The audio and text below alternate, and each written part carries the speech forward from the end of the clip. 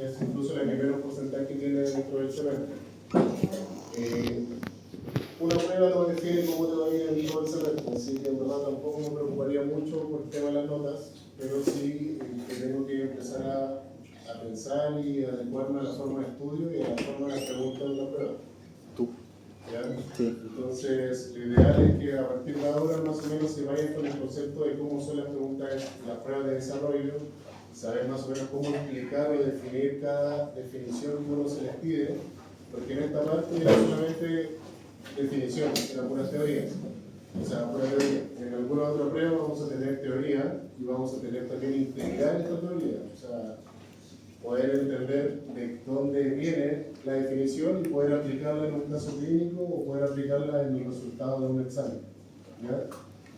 Entonces es importante para mí que entiendan la base de esa teoría y que esto nos va a ayudar a continuar y a tener mejores pruebas. En sí, se pueden esperar las notas. Esto te ayuda a saber cómo se pregunta, a cómo estudiar. Así que no, esto no define nada y tampoco está cerrado el semestre. Así que no se preocupen por ese lado, vamos a seguir practicando. Y las pruebas que van a venir a continuación, por ejemplo, la segunda va a ser de desarrollo, pero las pruebas son acumulativas, ¿ya? No es como que pase esto y ya no voy a seguir preguntando cosas de ahora. Yo voy a seguir preguntando las interacciones con la materia, las interacciones con el blanco, cómo interpretar el kilovoltaje, el miliamperaje, el tiempo, en qué afecta, en cómo se ve la imagen, pero sí se van a ir agregando más materia de lo que son proyecciones, ¿ya? Que generalmente pueden ser casos clínicos, pueden ser proyecciones que yo voy a mostrar acá, que ustedes van a tener que identificar y describir también cómo se toma ese examen, y también entender que las proyecciones no solamente es como radiografía de codo, ¿ya? Las proyecciones tienen nombre y apellido. O sea, la idea es que si yo coloco una imagen acá y ustedes se identifican de codo, con que me pongan radiografía de codo no es lo correcto. Tienen que colocar radiografía de codo AP, radiografía de codo lateral, radiografía de codo oblicuo interna o oblicuo externa. Con ese nombre y apellido recién se tiene todo el puntaje, ¿ya? Yo sé que pueden saber que es un codo, pero si es un codo yo no le voy a dar el puntaje ni la mitad del puntaje, ¿ya?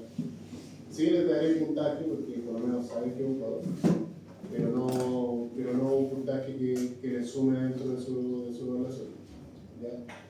Dentro de las preguntas, bueno, yo creo que hemos hablado harto de lo que es el efecto calor, la radiación característica, la radiación del frenado, el efecto Compton. No sé si tienen alguna duda todavía con esos conceptos.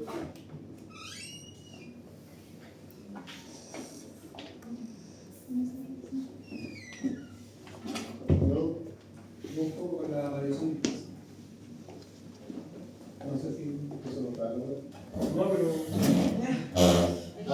Entiendo con la radiación dispersa. ¿Cómo se genera? Sí. ¿O qué es en sí? Un poco cómo se genera, qué es lo que es y cómo interactúa dentro de, por ejemplo, una imagen o una sala de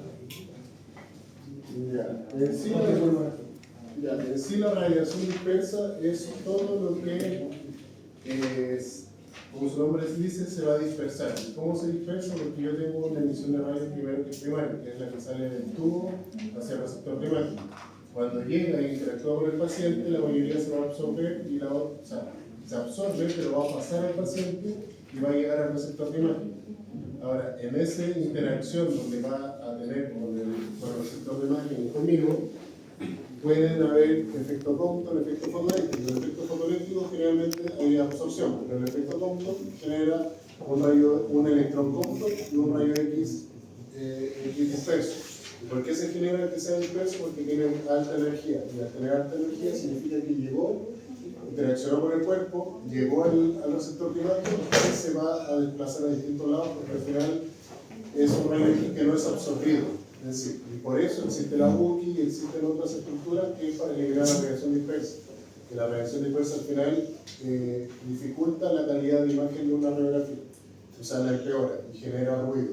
Entonces, para tratar de eliminar la radiación dispersa se aumenta el factor de exposición. Pero en la radiografía de tórax buscamos que sea efecto Compton. ¿Sí? Y pues es por eso donde va a haber, se va a usar, donde debería, entre comillas, haber una mayor radiación dispersa. ¿Ya? Pero ahora con el tema de la distancia, igual se va filtrando un poco esas cosas. Y al ser una radiografía de tórax, también voy a usar el estativo. Y usar el estativo significa que va a venir integrado una U. Que eso va a ayudar bastante a filtrar la radiación dispersa. Luego, donde decía las propiedades fundamentales de los rayos X, ese era más que todo que era el poder penetrante, la capacidad de poder penetrar a través de la estructura dependiendo de su energía, el efecto fotográfico, que es la capacidad de poder generar una imagen tanto por la luz de clara o el enriquecimiento de una pantalla, el efecto luminiscente, la capacidad de poder generar luz al irradiar y el poder de iluminación, el efecto fotográfico, el efecto luminiscente y el efecto ionizante, que es la capacidad de ionizar distintos electrones. Esas son las propiedades fundamentales de los rayos X y es algo que continúa desde que se descubrieron hasta ahora, no han variado, sigue siendo exactamente lo mismo. Ahora, las propiedades que sirven para la absorción de los rayos X tenemos el número atómico. Mayor número atómico, mayor absorción de los rayos X. El grosor, mientras más grosor tenga, mayor absorción. La densidad, mientras mayor densidad, va a tener mayor absorción. Ahora, la densidad también hay que tener en cuenta que la densidad puede ser densidad agua, densidad líquido, o sea, bueno, lo mismo. Densidad aire, densidad líquido, densidad grasa, densidad hueso. Entonces, dependiendo de la densidad de cada material, va a tener mayor absorción. Y la otra es la energía. Ya, que a mayor energía, menor absorción, y a menor energía, mayor absorción. ¿Ya? El gráfico era bastante sencillo, yo creo que lo vimos harto dentro de la clase, y al final era explicar en qué consiste el gráfico. El gráfico te mide energía y cantidad de fotones. ¿Y qué es lo que te dice en la primera parte de acá? Dice que si yo aumento la amplitud o aumento el miliamperaje, va a haber un aumento de la amplitud del gráfico, y eso es porque va a aumentar la cantidad de fotones. ¿Ya? No hay un desplazamiento de la energía, porque solamente el aumento del miliamperaje tiene que ver con el aumento de cantidad de fotones. ¿Ya? Nada más que eso. Y era eso lo que tenían que solamente explicar. ¿Ya? Muchos se fueron por distintas ramas, estuve tratando de entender algunas cosas, pero de eso se trataba. Y el kilovoltaje era más que todo que si yo tengo un aumento del kilovoltaje, voy a tener un aumento de la amplitud y un aumento de energía. Y es por eso que el gráfico se va en amplitud hacia arriba porque aumenta la cantidad de fotones y se corre hacia la derecha porque aumenta la energía. ¿Ya? Y esto es una de las cosas que uno tiene que entender de cómo funciona el miliamperaje y el kilovoltaje. Porque cuando yo voy aumentando el kilovoltaje, estoy aumentando la cantidad de fotones y estoy aumentando la energía. Y al hacer los arreglos en los factores de exposición, es importante entender eso. Porque muchas veces, si no entiendo cómo se aumenta, qué es lo que pasa con el haz de radiación en una radiografía, en aumentar el kilovoltaje, voy a terminar sobreponiendo y quemando varios pacientes. ¿Ya? Entonces hay que jugar entre kilovoltaje, bajar el miliamperaje, como un poco de todo eso. Y Diana. Entonces, ¿sigue está todo bien? ¿Sí?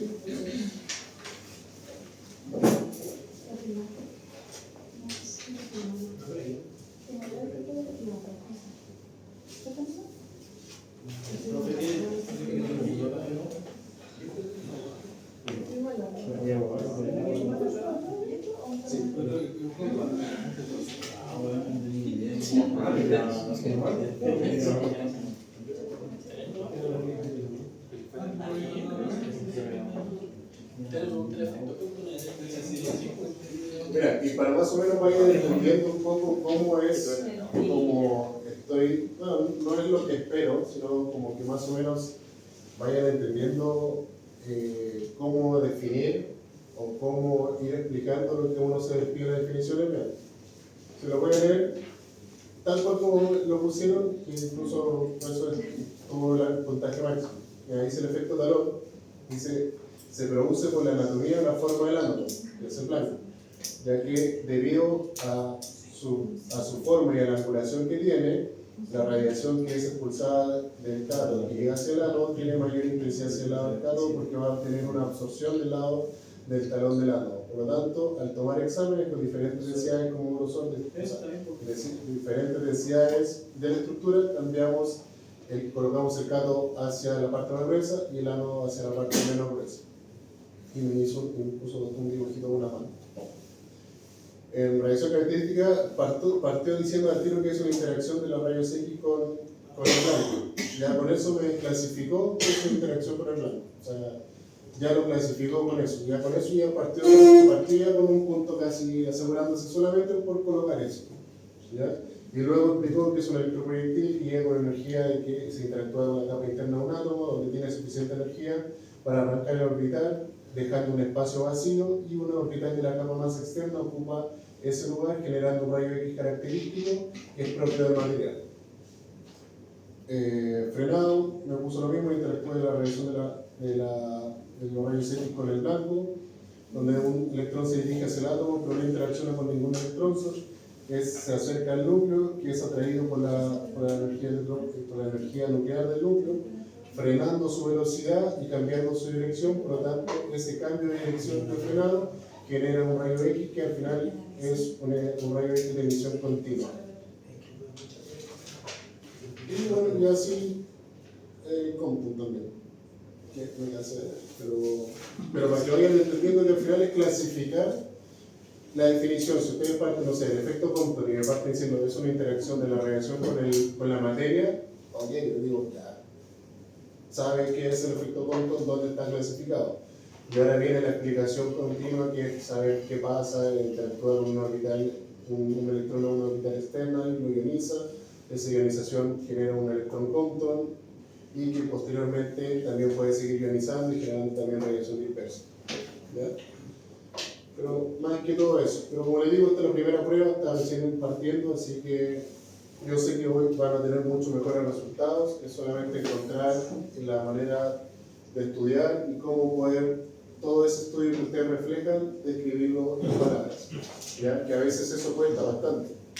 A veces uno puede entender bien y saber y manejar la materia, pero al momento de plasmarla en un papel o al momento de explicarla, uno se va complicando. Y la idea es que ustedes no se compliquen al momento de explicar, sino tengan la idea clarita, y eso les va a ayudar bastante. ¿Ya? Así que vamos a terminar un poco de lo que estábamos hablando en la clase anterior. La próxima clase vamos a ver unas pequeñas cosas que quiero que vean de calidad de imagen. Van a ser unas 10 diapositivas. Luego vamos a ver protección radiológica. Y ahí terminaríamos lo que es la teoría, que ya empezaríamos a ver todo lo que es proyecciones. Ya, proyecciones vamos a ver extremidad superior, parte 1, parte 2, cintura escapular, extremidad inferior, parte 1, parte 2 y cintura mediana. Así lo vamos a clasificar y lo vamos a dividir, y mientras que vayamos dividiendo la clase vamos a tratar de practicar lo más que se pueda en el laboratorio. Cuando empecemos a ver proyecciones, ahí lamentablemente no voy a poder juntar secciones y tampoco vamos a poder salir tan temprano, ¿ya? Porque sí es importante en ese momento donde vamos a ver proyecciones que ustedes resuelvan la mayor cantidad de dudas, me pregunten la mayor cantidad de dudas que ustedes tengan. Yo les voy a tratar de dar la mayor cantidad de tips, tratar de dedicarle el tiempo a cada uno, posicionarse entre ustedes mismos, que suelten el bla bla, de que agarren confianza, porque créanme, una cosa es practicar entre nosotros en el laboratorio, otra cosa es practicar con pacientes reales, tener que irradiar a personas reales, y que si no te sale la radiografía la primera y no te sale la segunda, empiezan las presiones y que hoy que estoy haciendo mal, y que me empieza a ver el tendólogo, el test también te va a estar evaluando, porque perder tú un tiempo con un paciente significa que estás atrasando a todo tu equipo de trabajo. ¿Ya? Y eso, a veces hay paciencia y a veces no hay paciencia. ¿Ya? Entonces, es importante que en el laboratorio aprovechemos el tiempo. Por eso los laboratorios son personas reducidas, para que darles el tiempo a cada uno y resolvamos dudas. ¿Ya? Y practicar estas proyecciones, al final eso es tener dominio de de criterios de evaluación, de centraje, de posicionamiento, de indicaciones del paciente, de seguir una estructura, un esquema de trabajo, ¿ya? Que es otra de las cosas que quiero que ustedes logren durante este primer semestre, es que se formen en su cabeza una estructura o un esquema en su forma de trabajar o en la forma de tomar exámenes. Porque en la práctica, cuando ustedes estén tomando pacientes, hay tantas cosas en una proyección que van a empezar a pensar muchas cosas al mismo tiempo. Y pensar muchas cosas al mismo tiempo nos va a llevar a errores. Entonces se trata de ver desde ahora la mejor manera de trabajar de ustedes para obtener un resultado óptimo. Y en práctica, su internado generalmente van a pasar por muchos tecnólogos, donde van a ver que cada tecnólogo trabaja de una manera distinta. Algunos trabajan de una manera, otros trabajan de otra manera, y ustedes se van a tener que acostumbrar a la forma en que trabaja esa persona, porque al final van a pasar con 5 tecnólogos y entre los 5 quizás van a dar su nota. Y la idea es que si les toca un día con Juanito, entiendan cómo trabaja Juanito, puedan trabajar como él quiere, porque al final él les coloca la nota, entonces mejor que les coloque un 7. Y si trabajan con Miriam, entender cómo trabaja Miriam, saber qué es lo que ella más o menos se fija, qué es lo que pide, para hacer lo que ella pide. Pero a la larga, yo quiero que ustedes encuentren su propia forma de trabajar. ¿Ya? Porque ustedes van a ser los tecnólogos, entonces no quiero que después estén trabajando. Pueden mezclar muchas formas de trabajar, pero lo importante es que ustedes sean personas totalmente íntegras, autónomas y que encuentren su forma de trabajar. Y que cuando sean profesionales y sean tecnólogos, les van a llegar alumnos y ustedes van a tratar de enseñarles de la mejor manera posible y va a pasar exactamente lo mismo. ¿Ya? Donde ustedes no lo van a dejar tomar rayos, que van a perder tiempo, entonces lo van a dejar sentadito. Eso. Bueno, entonces vamos a terminar lo que estábamos en la clase anterior, que nos quedamos en...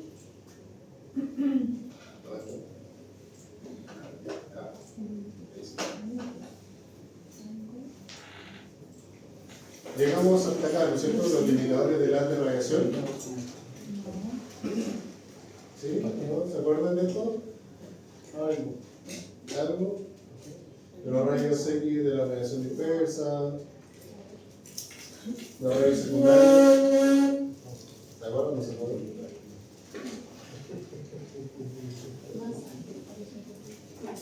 ¿Cómo por acá? Acá, en la box. Acá. Con la penumbra, ¿se acuerdan de lo que estábamos? Entonces quedamos en la box. Eso va a la luz. Ya, y una cosa que se me olvida. Yo tengo que compartir 2 clases de radiología digital, directa e indirecta. Se las voy a compartir.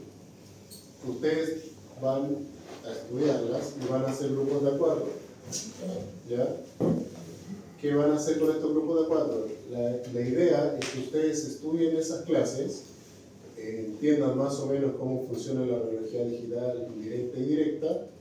Y acá vamos a trabajar en clases, ojalá entre esos grupos de 4 puedan hacer una presentación bien cortita, no de 10 minutos ni 15 minutos, sino de 5 minutos, en donde se hable cuál es la diferencia entre radiología digital directa e indirecta.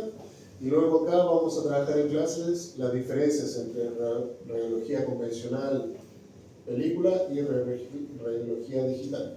Cuáles son los beneficios de haber cambiado de una a la otra, cuáles son los costos, los insumos, como todo ese tipo de cosas. ¿Ya? Eso lo vamos a hacer para el próximo jueves.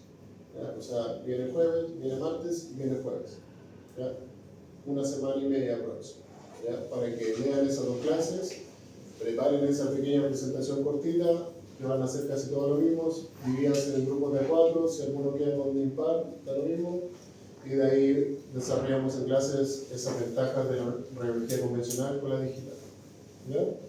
¿Consultan esa presentación? ¿Presentan todo el grupo o basta con que los incluyan? Uno solo, porque va a ser bien cortito. Sí, va a ser bien cortito, o pueden todos y todos dicen una frase cada uno. Tú vamos a hablar de radiología digital y ahí habla el otro. Una letra cada uno. Claro. No, uno solo. ¿Ya? Pero ¿qué es lo que me interesa? Que primero, antes de armar esa presentación, ustedes tienen que estudiar pues, cada uno autónomamente esa clase. ¿Ya? ¿Esas clases son las que dio el profe Pablo? No, esas son las de radiología convencional. ¿Ya? Convencional y películas. Yo les voy a mandar la que es digital, directo e indirecto. Ya. Entonces,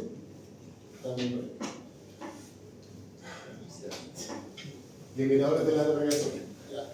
¿Qué es lo importante que tienen que saber de acá de las limitaciones de la radiación? Antiguamente había muchas, había conos, había distintos alineamientos. Ahora actualmente la que más se usa son los colimadores, son los filtros o es la UTI.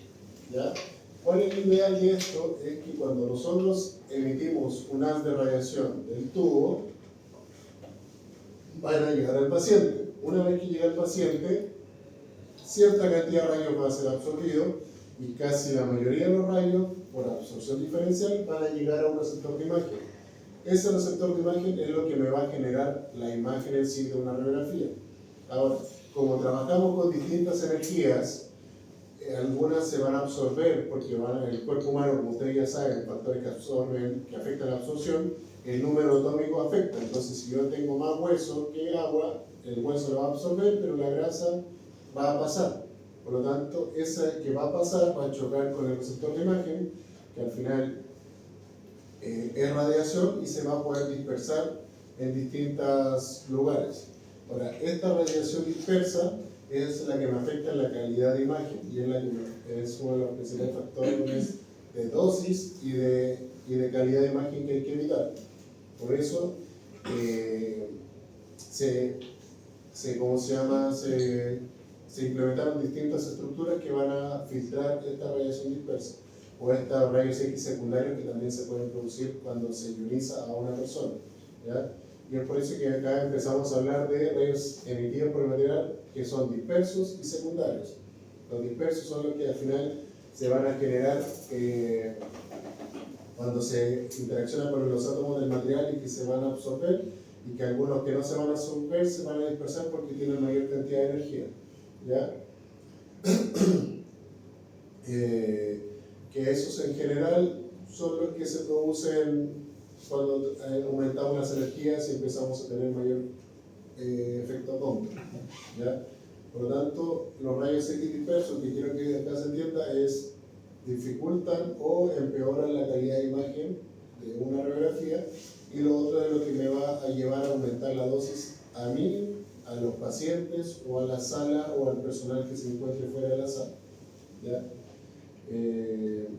Y que se va a poder irradiar a cualquier parte del cuerpo. ¿Ya?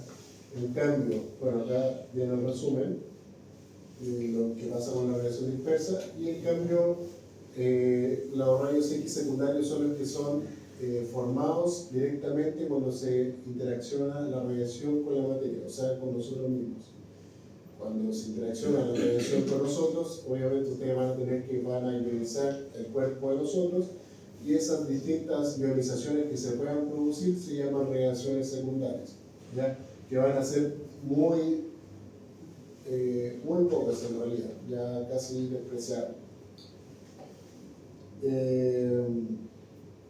Y acá hay un esquema de cómo más o menos funciona la radiación dispersa. Tengo el fuente, tengo el foco o la fuente de radiación, va a llegar con el cuerpo, va a ionizar en distintas cosas, va a llegar al receptor de imagen, pero como ven, también atraviesa cierta radiación hacia la película, y esta puede ir disparada hacia allá, hacia el otro lado, hacia distintas partes, por lo tanto afectan la calidad de imagen, como esta radiación dispersa que va a llegar y que van a atravesar, y también va a aumentar la dosis hacia afuera, hacia otro lado donde no se filtró la radiación.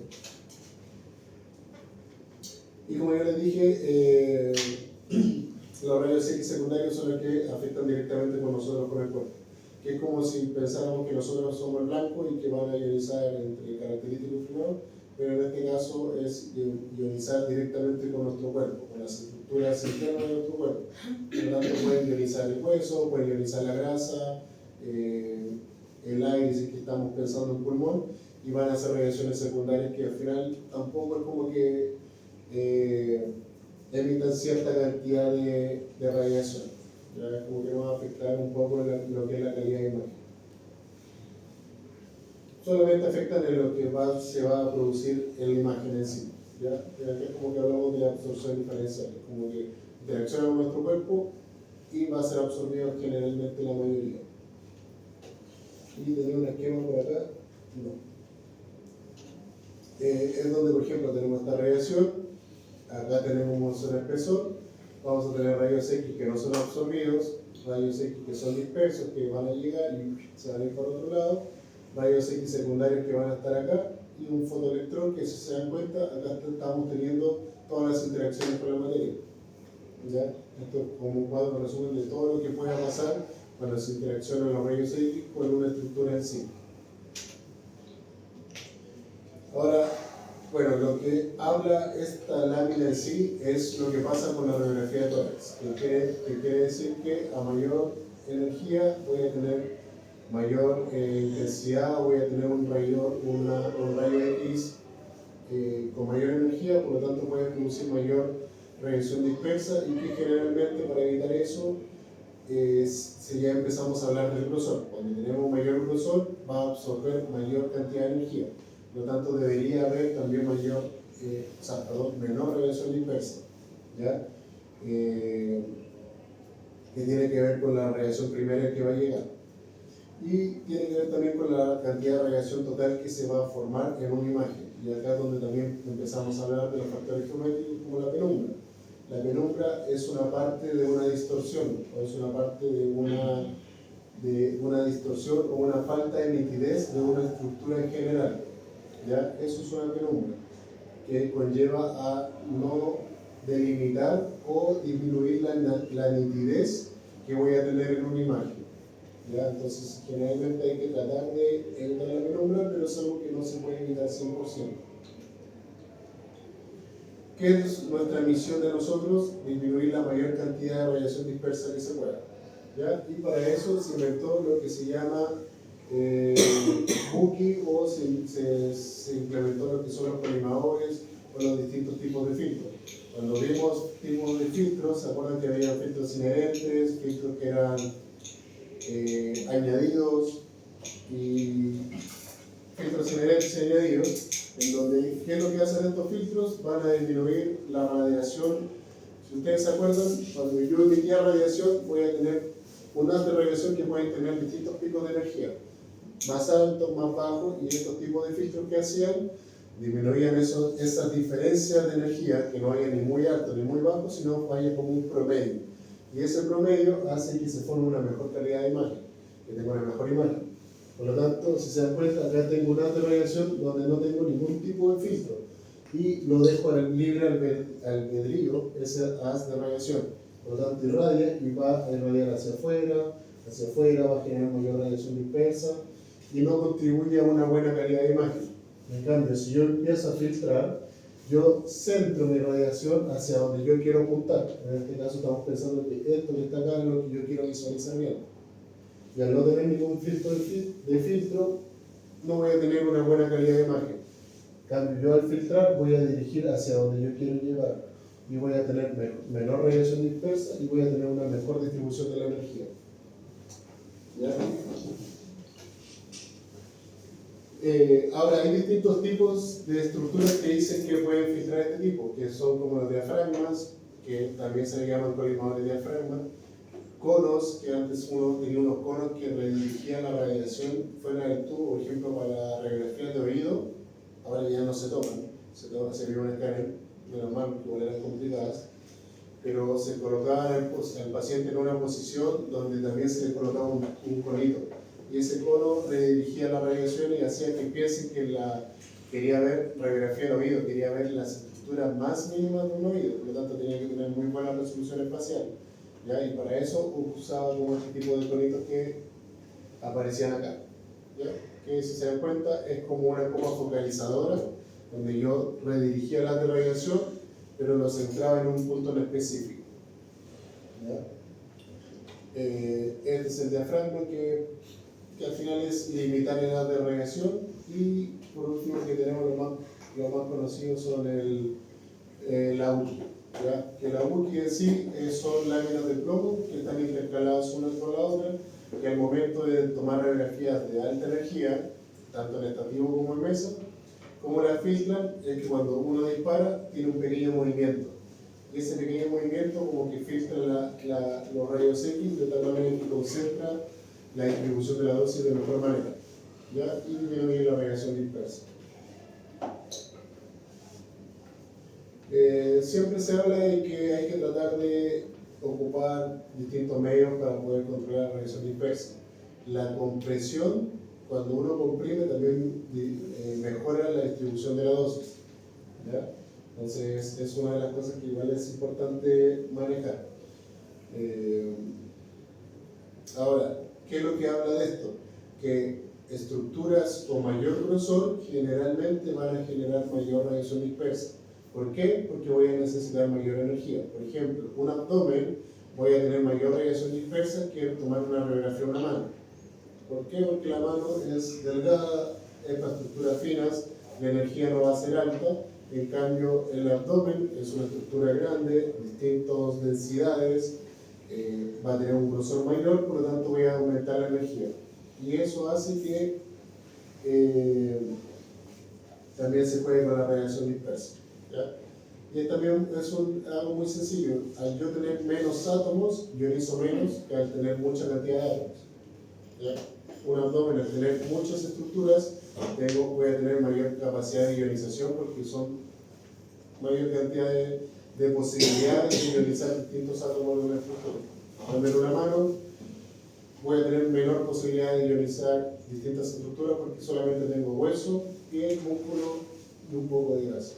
En cambio, en el abdomen tengo hueso, tengo grasa, tengo aire, tengo músculo, harta grasa, mucho más que una mano. Por lo tanto, todo eso lleva a tener distintos cambios de radiación.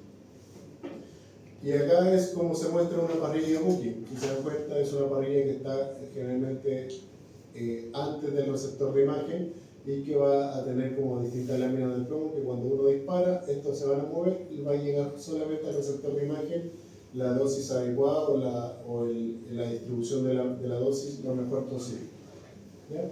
Y que generalmente están alternadas y son entre plomo y aluminio que se solapan entre una y ellas. Y que al momento de disparar se sincronizan y generan un pequeño movimiento. Una pregunta de lo anterior. ¿De No, de antes. La radiación dispersa, una confusión, es radiación dispersa siempre de baja energía y la radiación que penetra, digamos que viene con alta energía, también es radiación dispersa. No.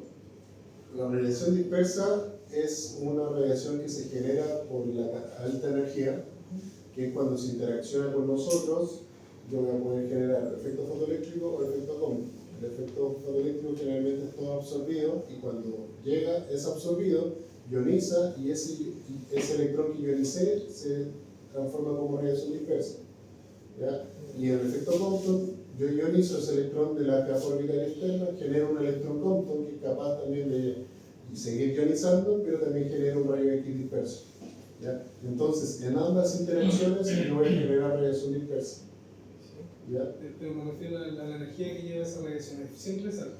Es menor que la primaria. Ah, ok. Pero aún así, siendo menor que la primaria, aumenta en dosis y dificulta y empeora la calidad de imagen de lo que yo quiero obtener. Y bueno, acá se puede ver cómo está conformada una parrilla Wookiee. No es tan gruesa como esta, ¿ya? Y si se dan cuenta, este es un haz de radiación que se ve más grueso y cuando sale por la Wookiee es de menor intensidad, o la dosis de distribución es de menor intensidad, ¿ya? Por lo tanto se generaría una mejor imagen. Y es acá cómo funciona cuando se filtra. Ya cuando genera ese movimiento, el haz divergente como va hacia distintos lados solamente deja pasar los que van en línea recta directo a la persona. Las que van con angulación y van en distintos puntos se van a ir ¿cómo se llama? Filtrados por estas láminas de plomo. Por lo tanto, no van a dejar pasar esta radiación, sino si acá llegan 10, van a pasar 5, que son las que realmente me van a llevar a contribuir una imagen. Y eso en sí lo que es, en simples palabras, lo que son las parrillas antidifusoras o las parrillas boom. ¿Ya? Se habla de desenfoque, se habla como de distintas cosas, pero eso era un poco en la antigüedad cuando se cambiaban.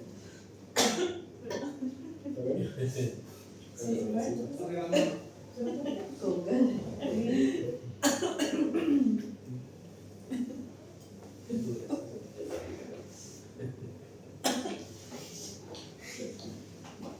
Ya. ¿Qué es importante acá? Viendo ya la hora que ya estamos por terminar, es que las distintas estructuras o elementos que nosotros podamos usar para tratar de redirigir el haz de radiación nos va a llevar a contribuir una mejor imagen. Ya sea parrilla Buki, ya sea diafragma, ya sea conos, ya sea colgadores, todo eso que restringe un poco el haz de radiación me ayuda específicamente a tener una mejor calidad de imagen, ya que dejo pasar solamente los rayos X que a mí me sirven, los que a mí me interesan y con la energía que yo quiero. ¿Ya? Todos los que tengan otra cantidad de energía o que no me ayuden a contribuir una imagen, siempre voy a tratar de filtrarlos para proteger al paciente en dosis, para protegerme a mí y para tener una buena calidad de imagen. Actualmente igual los flat panel o los detectores de imagen son tan avanzados en tanta tecnología que ya cada vez se trabaja con dosis menores. Y al trabajar con dosis menores hace que la dosis tanto del paciente como uno mismo sea mucho más baja y que sea más fácil también tomar imágenes. ¿Ya? Porque con distintas dosis, ya sea altas o bajas, igual voy a poder obtener una imagen. ¿Ya? Y lo último que dice acá de la radiación extrafocada, que son distintos puntos de fuera del foco y de la retrógrada, que tiene que ver como que es la radiación que sobrepasa la mesa o que sobrepasa el estativo, que al final eso es lo que se hace referencia que es lo que se busca filtrar con estos distintos tipos de aditamientos. ¿Ya? Porque obviamente ustedes saben que la radiación llega a nosotros, llega al receptor de imagen, pero no es como que ahí se acaba, sino igual puede atravesar la mesa, puede atravesar el estativo y llegar a la pared y de ahí interaccionar y de ahí hacer mayor radiación dispersa, y es a eso lo que se refiere como otro tipo de dispersiones que hay. ¿Ya? No es como que el haz llega al cuerpo, llega al receptor de imagen y se acabó, sino toda esa radiación, como sigue teniendo energía, puede atravesar distintas estructuras, ya sea mesa, estativos, paredes, y es por eso que cuando se hacen mediciones tanto dentro de la sala como fuera de la sala. ¿Ya? Eso. Y lo más importante acá es que al disminuir el volumen del tejido que se radia, también se disminuye la radiación dispersa. ¿Ya? Es algo que es importante. Es por eso que es muy distinto tomar una radiografía de columna de pie que tomarla acostado. La calidad de imagen de una tomada acostado se ve mucho mejor. ¿Ya? Porque es como que se comprime toda una estructura y se deja más estable. Ahora, ¿cuál es la diferencia? Es que cuando uno está acostado no puedo usar la gravedad a mi favor, tampoco puedo ver el desnivel pelviano que podría tener o el posicionamiento que podría tener la persona. ¿Ya? Como que se falsea un poco esos resultados. Por eso la mayoría de esas radiografías se toman de pie, excepto de las que se toman en la mesa, que son las que vamos a ver específicamente, como pelvis, rodillas y cosas así. Pero casi todo lo que se toma acostado también se puede tomar de pie. ¿Ya? Pero eso lo vamos a ver cuando veamos predicciones. Eso. Terminamos.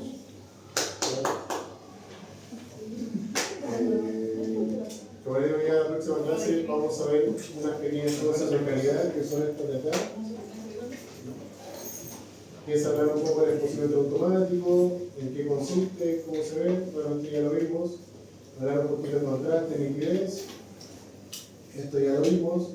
Y ver la ley de interpretación de que hay ley de densidades relativas, predicción crónica, tangentes, confusión, para luego ver estos planos que está acá, terminamos de ver protección biológica y ahí entramos a todo el mundo de la empezamos todo el mundo de las prevenciones. Así que esto va a ser poquito, pero la clase de protección biológica sí es una clase completa que es importante manejar. Eso. Entonces nos vemos en 15 minutitos en el laboratorio. Parece que era